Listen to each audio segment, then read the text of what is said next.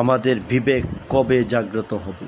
একজন লোক মারা গেছেন কারাবন্দী অবস্থায়, এখনো পর্যন্তই দেখেন একেবারে হাতে শিকল বেরিয়ে দেওয়া। উনি কি মৃত থেকে জীবিত হয়ে উড়ে চলে যাবেন? তাকে মৃত ব্যক্তিকেও শিকল বেরিয়ে দিয়ে রাখতে হবে। সাবেক শিল্পমন্ত্রী নুরুল মজিদ হুমায়ুন বীর মুক্তিযোদ্ধা এবং 3 বারের সংসদ সদস্য, তিনি হাসপাতালে চিকিৎসার অভাবেই তিনি মারা গেছেন। বিভিন্ন হাসপাতালে তাকে নেওয়া হয়েছে, তাকে কেউ রাখতে রাজি নন। এ হচ্ছে বাংলাদেশের অবস্থা।